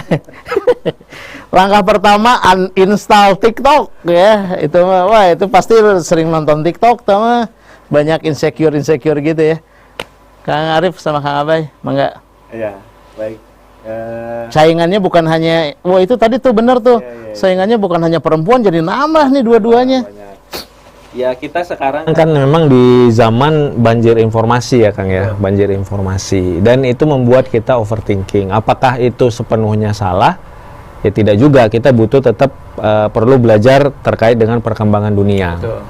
Nah terkait dengan jodoh teman-teman, kita perlu untuk menguatkan tauhid kita, bahasanya ya, keyakinan kita kepada Allah Subhanahu wa Ta'ala.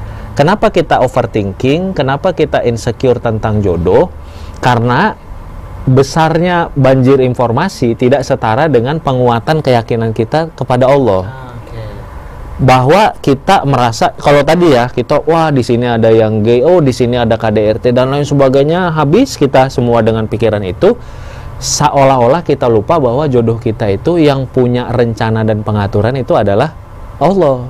Bukan seolah-olah kadang Kang Fahmi dan teman-teman semua yang menonton, seolah-olah urusan jodoh itu urusan kita sendiri. Kayak yang usahain. Kayak kita yang mikirin sendiri, kita yang nyari sendiri, kita yang usahain sendiri, gagal pusing sendiri dan lain sebagainya.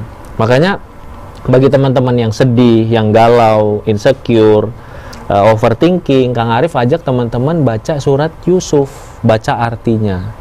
Di situ teman-teman nanti misalnya baca di surat ke-15 ketika Nabi Yusuf itu diambil atau dijual sebagai budak, Allah Subhanahu wa Ta'ala menjelaskan, wahai Yusuf, nanti kami akan memberikan kedudukan yang baik kepadamu di negeri Mesir, dan kami akan memberikan keajaiban atau mukjizat engkau bisa menafsirkan mimpi. Padahal saat itu Nabi Yusuf sedang dalam kondisi menjadi budak. Kemudian Allah menjelaskan teman-teman, dan Allah punya rencana sedangkan sebagian besar manusia tidak mengetahuinya. Hikmahnya apa teman-teman? Hikmahnya sesulit apapun kita memandang urusan jodoh kita, Allah punya rencana. Allah punya rencana terbaik untuk kita. Tugas kita adalah membersihkan niat, jujur kepada Allah, dan terus ikhtiar tadi memperbaiki diri kita, terus menjadi yang lebih baik. Dan tidak mungkin sedangkan kita ya dengan tanpa berdoa terkadang Allah memberikan kita hidayah, apalagi kalau kita bersungguh-sungguh, jujur, ikhlas berdoa dan terus berusaha, tidak mungkin Allah akan menyia-nyiakan usaha kita, insya Allah. Masya Allah. Nah, Abah, ada yang mau ditambahin? Ini saya nambahin ya, tadi Masya Allah dari Kang Arif sudah menjawab ya apa yang ditanyakan Teh Melinda dan mungkin para singelilah lainnya. Tapi saya izin menambahkan bahwa memang overthinking, ketidakstabilan emosi ya yang tervisualkan di dalam diri kita dalam wujud kecemasan, kekhawatiran, ketakutan yang berlebihan ya, itu tuh disebabkan beberapa faktor kan. Ada faktor, mungkin ada faktor sisi inner child kita, bisa jadi oke itu aman, bisa jadi karena faktor lingkungan. Termasuk informasi yang masuk itu kan, saya baca satu buku ya dari Kazuo Murakami itu, Tuhan ada dalam DNA tubuh kita. Informasi itu bisa mempengaruhi struktur DNA. Makanya betul kata Kang Fahmi tadi, jangan terlalu sering ngedengerin lagu-lagu, jangan terlalu berlebihan sering dengerin lagu-lagu galau, termasuk juga berita-berita yang menyeramkan ya.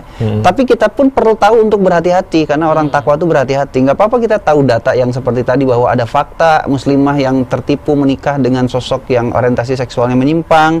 Kita juga tahu data, perceraian itu tinggi di Indonesia. Nggak apa-apa kita tahu datanya, tapi kita pun jangan mendalami itu di level berlebihan. Hanya tahu aja, terus-menerus didalami sama kita, bahkan ikut emosinya dirasakan gitu kan, itu udah terlalu berlebihan tuh. Wah, itu udah mempengaruhi cara berpikir kita. Jadi hentikan itu. Sama tadi Kang Arif sudah menyampaikan memperkuat tauhid, tapi saya ingin menyampaikan juga amaliyah Kang.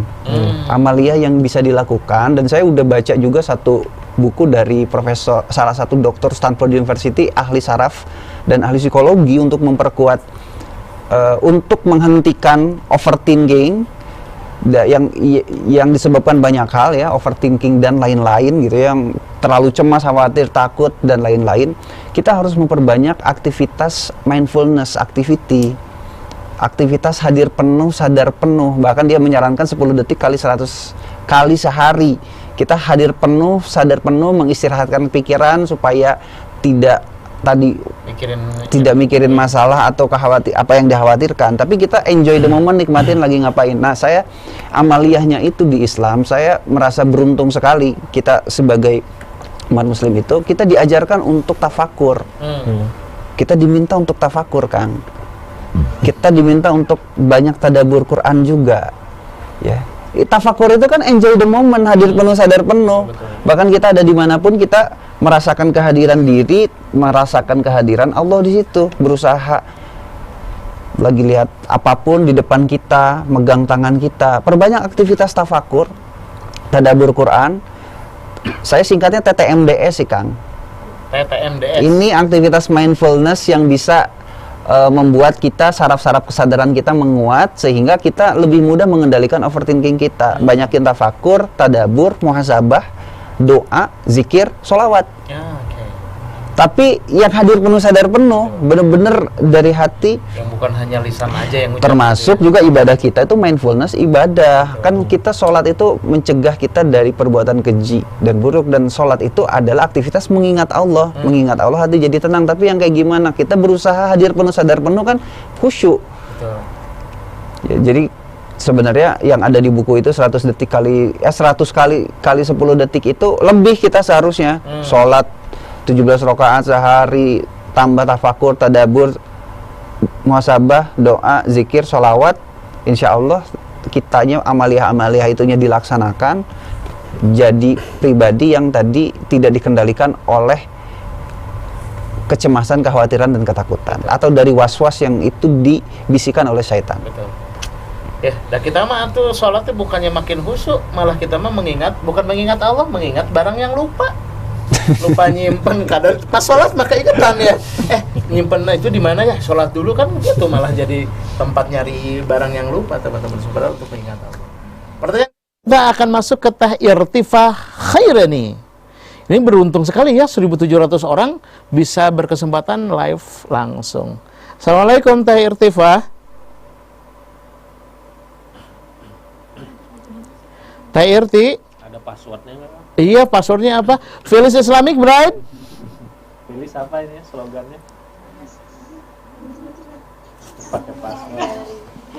Assalamualaikum. Online muslim.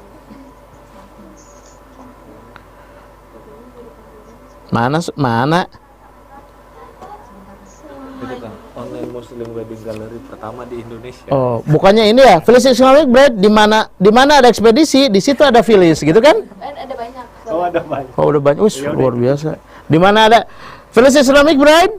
Online muslim. Ya, 2 juta rupiah. Irtifah ada? Assalamualaikum warahmatullahi wabarakatuh. Waalaikumsalam warahmatullahi wabarakatuh. Irtifah dari mana? Dari Medan. Masya Allah. Kenapa nggak ada bahnya? Medan bah biasanya. Oke, Teh Irtifah, langsung saja lah ya. Apa pertanyaannya? Mangga silahkan.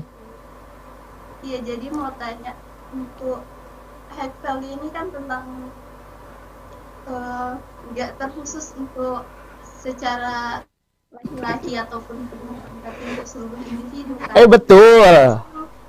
Jadi sering dengar kalau perempuan itu tuh nggak terlalu bisa untuk seperti laki-laki yang memiliki pendidikan yang bagus, karena kalau misalnya perempuan yang lebih bagus, ilmu yang lebih bagus, penghasilan yang lebih bagus, itu membuat laki-laki lebih minder. Jadinya laki itu Laki-laki mana yang minder? gimana? Oke, ya. Terus.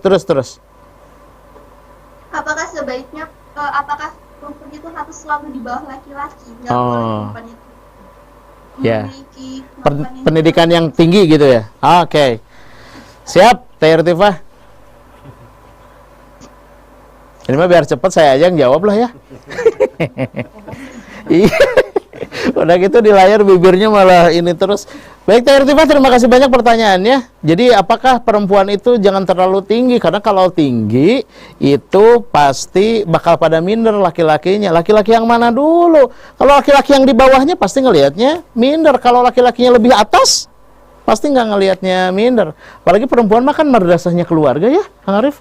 Makanya harusnya mah tinggi ya Kang Arif ya. Ya cukup, ada pertanyaan lain mungkin? Kang Arif gimana nih menyikapi ini nih? Kayaknya saya jangan terlalu tinggi deh.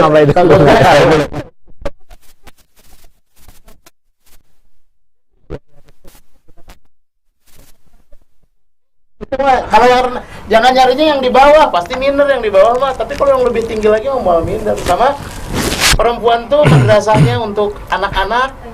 Kalau nggak pinter mah kumaha ya. Jadi madrasah. Nah, kalau laki-laki kepala sekolah. Jadi kepala sekolah mah cuman menentukan kebijakan, yang melaksanakan siapa? Ya ibu-ibu. Udahlah, pertanyaan yang lain mungkin. Kang Abay, Ya. Kang Arif Ya, saya tambahkan. Jadi tadi Itu barusan yang ngejawab. sudah dijawab ya, tapi karena dari panitia tadi tambahin ya kita tambahin. Nah, jadi selain yang disampaikan oleh Kang Fahmi, teteh-teteh semua ya, mungkin bukan hanya bagi teteh yang bertanya, tapi juga semua yang di sini, bahwa kalau kita lihat dalam kehidupan rumah tangga Rasulullah Shallallahu Alaihi Wasallam, sebenarnya pertama dari sisi kondisi kepintaran, beliau punya istri yang sangat muda, tapi juga demikian luar biasa jenius pintarnya, yaitu Sayyidah Aisyah radhiyallahu anha. Jadi wanita antara pintar, pendidikan tinggi, jenius sekalipun itu tidak sama dengan dia merasa tinggi atau di atas laki-laki. Gitu. Karena bisa seorang wanita dia tetap pintar, cerdas sekali, jenius sekali, tapi tetap bisa bersikap manja, penuh kasih sayang, lembut, dan tenang di hadapan suaminya. Jadi perlu mengembangkan dua sifat tersebut. Dan bagaimana caranya ya nanti bisa melihat, memperdalam dari sisi Ibunda Aisyah radhiyallahu anha. Yang kedua, dalam kehidupan Rasulullah, beliau punya istri yang secara status sosial, yang secara kekayaan sangat kaya, yang secara di masyarakat sangat terkenal kedermawanannya dan aktivitasnya, yaitu Ibunda Khadijah radhiyallahu anha. Itu juga beliau, istri beliau Ibunda Khadijah, bisa menyeimbangkan antara luar biasanya di masyarakat, antara kekayaan, kedermawanan, banyaknya orang-orang yang dibantu, dengan bagaimana beliau bersikap lembut, penuh kasih sayang, tenang, anggun di hadapan suaminya. Jadi teman-teman jangan khawatir. Jadi khawatir nanti takut, wah kalau saya pendidikannya tinggi dan lain sebagainya, saya sepertinya susah untuk menjadi istri yang baik. Tidak, itu dua hal yang sebenarnya bisa sama-sama disatukan. Yang kedua, tadi benar kata Kang Fahmi, sebenarnya bukan berarti kan gini ya, kalau kita mau menikah sebenarnya yang kita harapkan kan akan ada laki-laki yang baik, teman-teman yang perempuan ya, yang baik, yang pada akhirnya itu datang dengan serius, dengan niat sungguh-sungguh dan bertanggung jawab untuk menikahi teman-teman. Teman-teman juga kan tidak berharap yang datang itu sampai 1000, sampai akhirnya teman-teman bingung sendiri kan, seperti itu atau ya. Seluruh peserta Atau Zoom ini gitu kan peserta Zoom ini 1700. semuanya tiba-tiba menghubungi, akhirnya bingung juga. Nah, kadang-kadang pendidikan itu memang benar bisa mempersempit atau menyedikitkan orang yang datang, tapi sebenarnya itu juga memudahkan kita untuk menseleksi. Termasuk kadang-kadang kalau dulu ya, bagi teman-teman ada yang khawatir karena dia berpakaian syar'i, kemudian laki-laki itu, Kang, kenapa laki-laki yang datang itu seperti sedikit? Ya nggak masalah, yang datang satu juga, kalau itu jodoh kamu dan orangnya baik, pada akhirnya itu kamu syukuri. Gitu. Jadi sebenarnya pendidikan yang tinggi, mudah-mudahan kalaupun sedikit yang datang, mudah-mudahan itu jadi seleksi yang akan memudahkan. Walau dalam prosesnya terkadang, dalam penantian terkadang kan orang nggak sabar dalam menunggu dan lain sebagainya, itu dipahami kan. Betul. Karena naon hiji asal mau gitu ya. Dan sungguh-sungguh. Daripada banyak kucing kampung unggul, mending mau hiji gitu. Apa ya? Ada tambahan mungkin? Ya nambahin sedikit Kang, memang ada peran ilahiyah ya, bahwa di dalam keluarga yang menjadi pemimpin imam itu ya laki-laki, dan itu peran ilahiyah kan, maksudnya memang seperti itu. Dan kita tidak perlu perdebatkan itu, tetapi secara makna, esensi, dan aktivitas dalam rumah tangga itu tuh tidak sekaku kayak laki-laki itu raja yang harus selalu dilayani gitu, bahwa prinsip pemimpin itu justru harus melayani, saling melayani, bahwa bukan hanya laki-laki yang menuntut, bahkan dalam rumah tangga yang baik itu tidak saling menuntut. Dihapus tuh saling menuntut, yang ada adalah saling melayani, saling memberi, bermusyawarah, berkomunikasi dalam memutuskan sesuatu. Itu sama, kita berkomunikasi, memusyawarahkan. Nah itu leader yang baik itu seperti itu. Nah, seneng nggak kalau punya partner yang cerdas? Seneng kan? Seneng. Kita dalam mengambil keputusan bertanya ke istri kita ngasih dengan kecerdasannya, memberikan masukan-masukan dengan kebijaksanaannya, seneng banget kan? Lalu diambillah satu keputusan, hasil syura keputusan itu keputusan yang terbaik. Jadi seharusnya kalau saya punya istri yang cerdas, bahagia banget.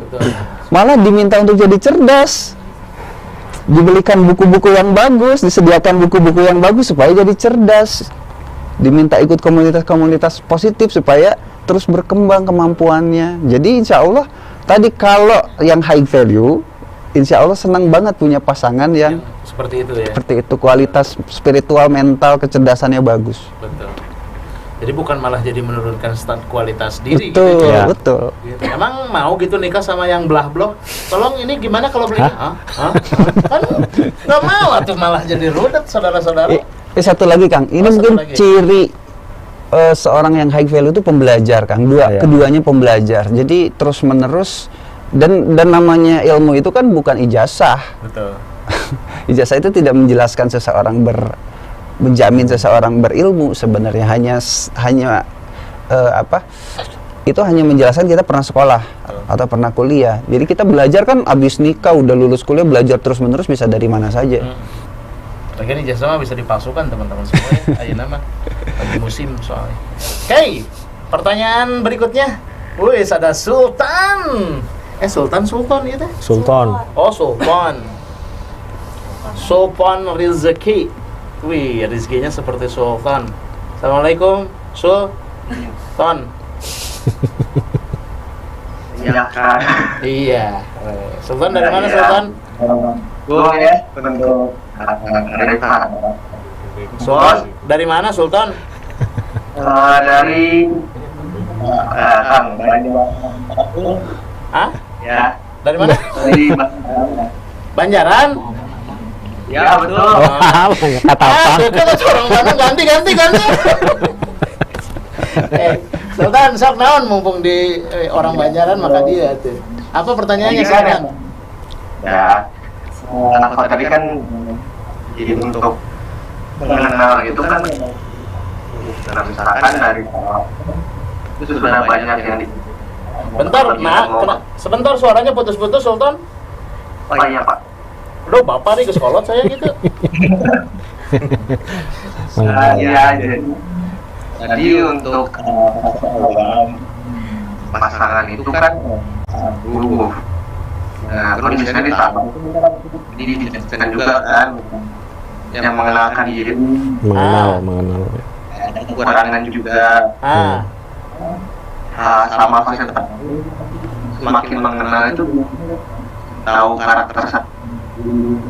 Nah, misalkan seiring berjalan ada pasangan yang kita kurang serap menemunya tuh belum dibahas, harus tuh belum disampaikan. Kumaha.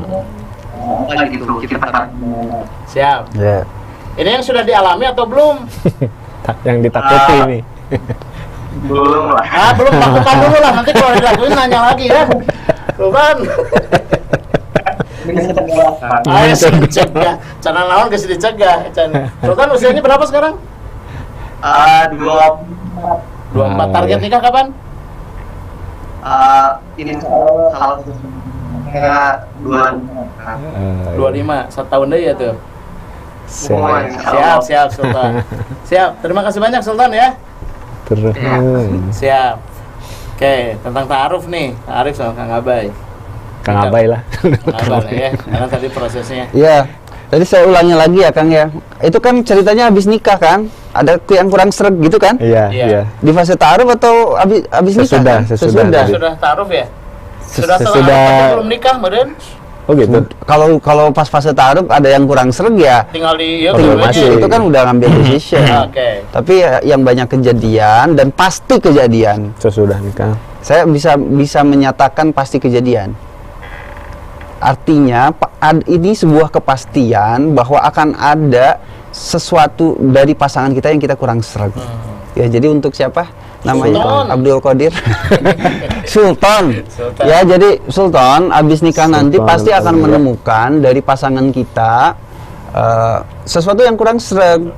Karena nobody perfect gitu.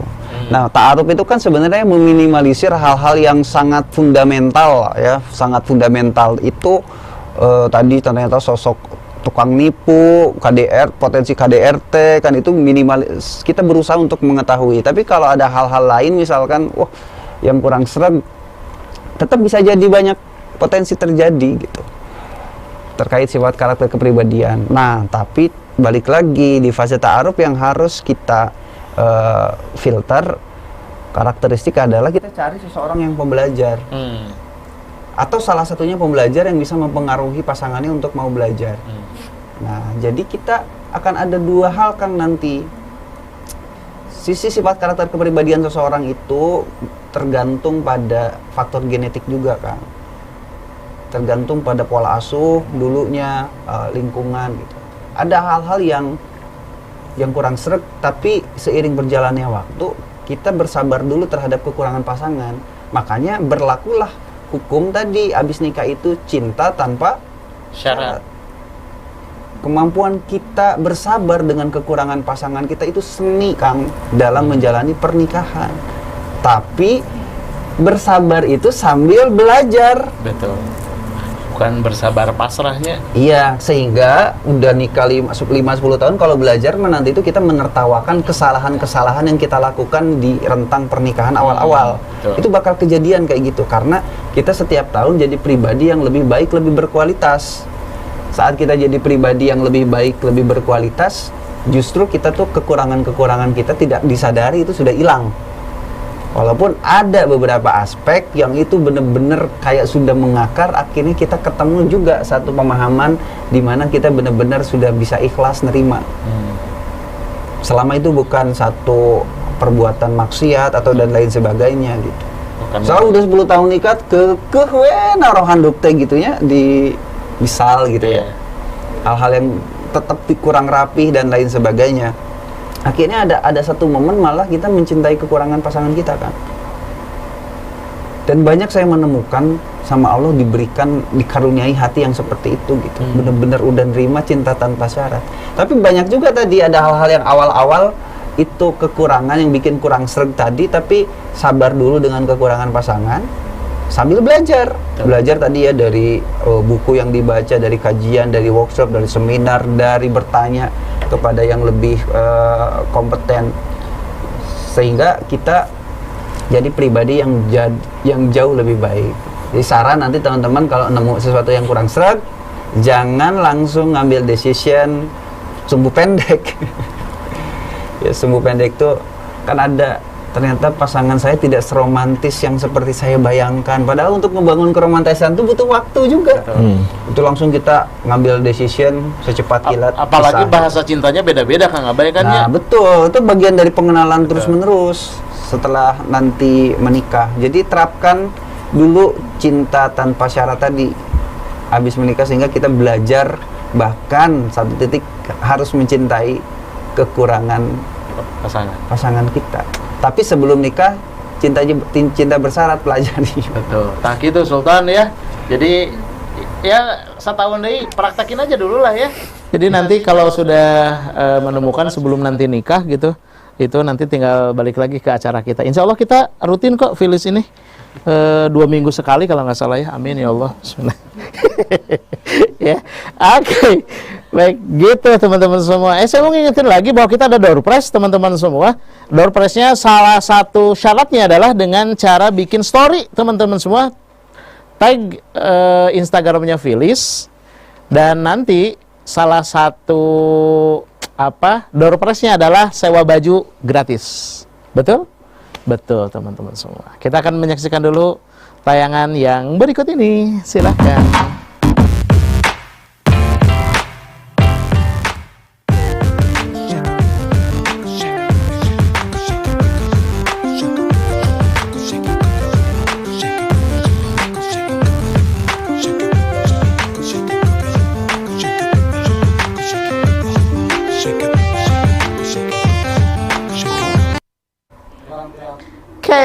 Di mana ada Filis? Di mana ada Filis?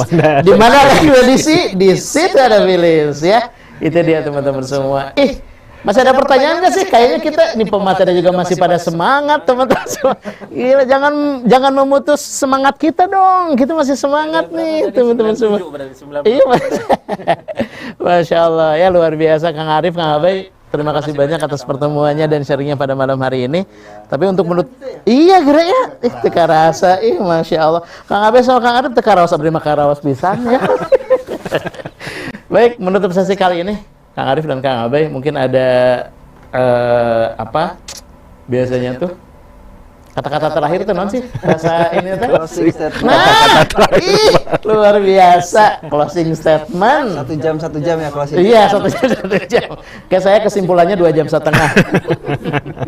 Silahkan dari Kang Arif. Ya, dari saya sedikit, ada sedikit yang mengulang dan ada yang sedikit menambahkan.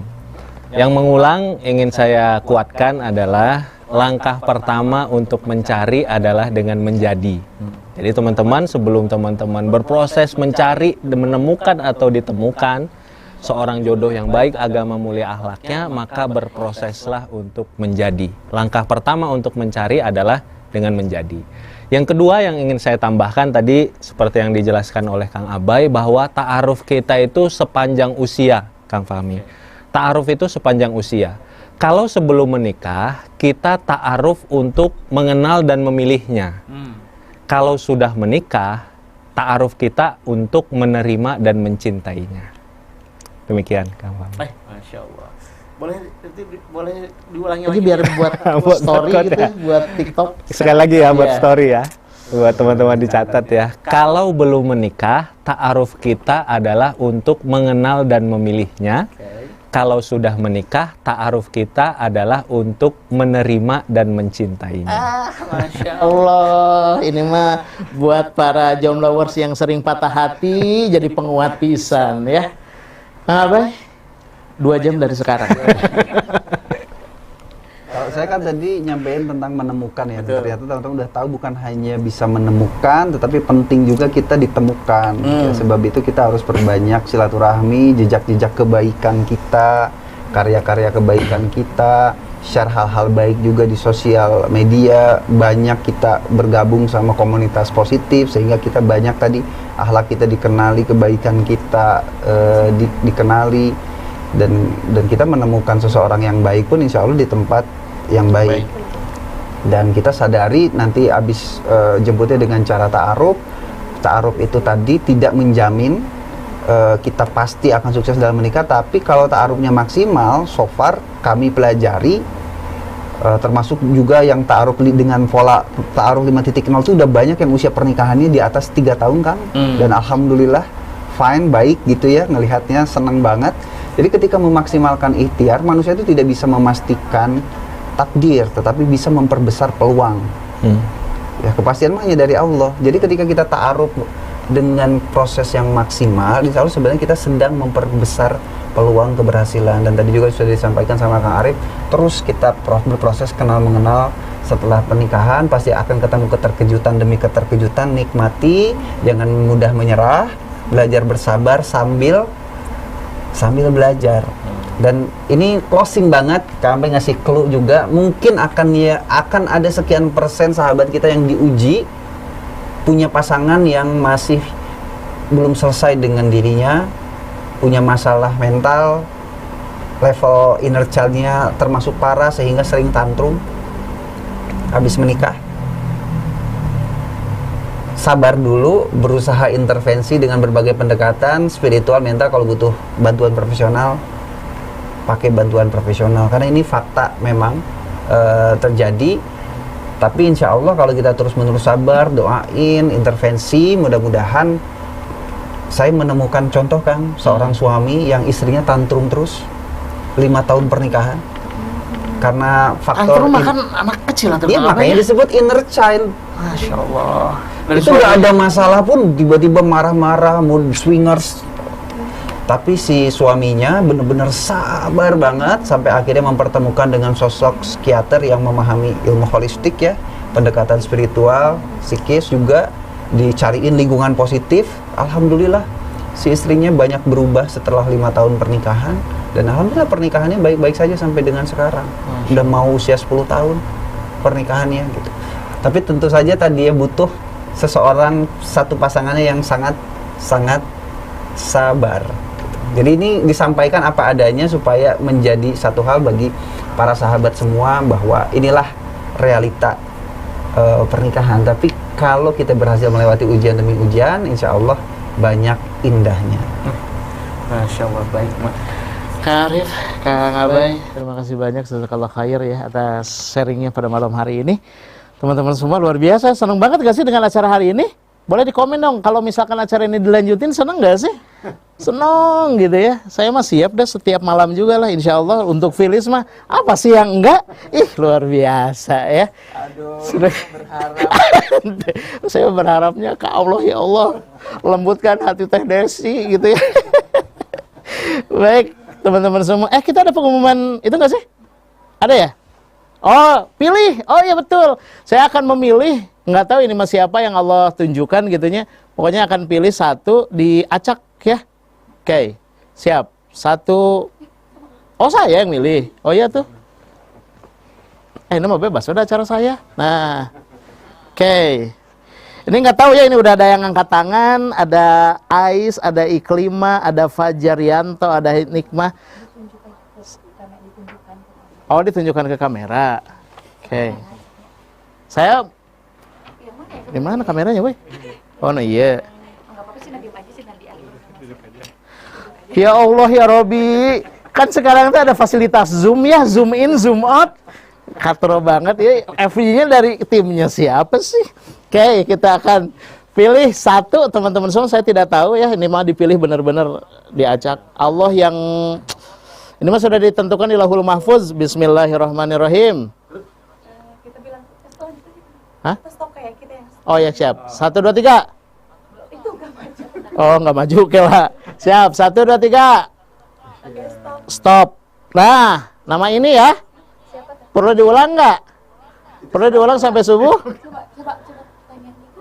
Namanya Dwika Putri Mentari. Ada? 1, 2, 3. Oke, tidak ada, kita ganti lagi. Ada nggak sih Dwika? Oke, kalau ada silakan langsung. Ini Dwika Putri Mentari itu laki-laki atau perempuan ya? Perempuan ya. Teteh Dwika silakan langsung konfirmasi ke admin kita. Ada? Ada? Ah, nggak ada, Murun. Ganti aja lah. Kayaknya nggak ada deh, Dwika. Adanya Dwiki. Ada ya? Tolong raisin Teh Dwika. Ini wajah saya bersih loh sebenarnya, kuning tuh karena lampu ya. Kayak pucat kayak aduh. Ada? Oh, on cam, Masya Allah. Terus kita ngobrol. Teh, ya ngobrol dulu biasa lah. Masih ada waktu kok, tenang, kita masih semangat Kak. Teh Dwika, mana Teh Dwika? Assalamualaikum. Mana Teh Dwika? Iya. Dari mana? Teh Dwika dari mana? Ah, pasti lagi tiduran ya barusan ya. Ah, udah nggak jadi ah. Hah? Oh. Teh Dwika? Halo. Iya. Gimana testimoninya? Aduh, nanti lagi background. Bentar. Ya nggak apa-apa, kita ada waktu kok, mau mandi dulu nggak apa-apa, kita tungguin. Sok. Ya. Alhamdulillah senang banget ikut acara ini karena ilmunya bermanfaat banget. Oke. Terutama untuk banyak nikah saya lihat akhwat-akhwat gitu ya. Jadi alhamdulillah terima kasih sudah mengadakan acara ini. Siap. Teh Dwika, target nikahnya kapan? Wah, kalau bisa Sabtu ini deh. Wah, Masya Allah. Silakan teman-teman semua ya, hari Senin harga naik ya, Teh Dwika silakan. Kalau bisa Sabtu ini. Ini target benerannya kapan? Karena dia udah menginjak kepala 3 sih, insya Allah pengen secepatnya sih. Oh, secepatnya. Makanya ikut Oke. acara ini ya semakin take value gitu. Wih, Masya Allah. Makanya setuju nggak kalau acara ini dilanjutin rutin? Setuju banget. Wih, setuju banget tuh. Saya mau ngedukung peserta, ya saya juga setuju. Dan MC-nya harus saya, jangan yang lain. Iya. Teh Dwika, ya karena ini berhubungan dengan ini. Kenapa saya tanya ini, Kang Arif sama Kang Abe, kan ini berhubungan dengan door prize kita ya, betul? Karena kan sewa baju pengantin, minimalnya mah nggak apa-apa disewain dari sekarang, ya foto-foto dulu, di mana ya, dipakai dulu gitu. Ini gaunnya belum ada, tapi gaunnya udah ada. Ya nggak apa-apa, jodoh nyusul insya Allah. Kan itu lagi memantau sekarang. Silakan teman-teman yang ini minat, silakan DM saja Teh Dwika ya. Terima kasih banyak Teh Dwika sudah bergabung dengan kita. Terima kasih juga. Oke, alhamdulillah. Itu yang diacak kita sudah pilih, kemudian kita akan umumkan story. Sudah dipilih? Ya, kita akan tunggu dulu story-nya sampai nanti subuh teman-teman semua. Jadi nungguin dulu story ya, benar. Kita akan tilawah dulu 30 juz di sini, nungguin pemenang story. Diumumin nanti mungkin ya. Oke. Dan juga ada satu lagi penanya terbaik. Wah. Ya, sebenarnya mah nggak baik-baik amat sih ya, cuman karena gimana ya. Tapi emang pertanyaannya bagus kok ya. Yang menang adalah dari 3 orang tadi. Tadinya teh mau ngasih ke si Kang siapa tadi teh? Sultan. Tapi dah ini mah bajunya baju perempuan. Kecuali kalau Sultan mau pakai baju perempuan, tapi kan tidak mungkin. Maka kita akan kasihkan kepada Teh Melinda. Yeay. Selamat Teh Melinda ya. Teh Melinda senang kan acara ini? Senang banget. Senang kalau dilanjutkan? Senang banget. Oke, baik, kita akan lanjutkan nanti ya. Begitu teman-teman semua. Baik, alhamdulillahirabbil alamin. Hah?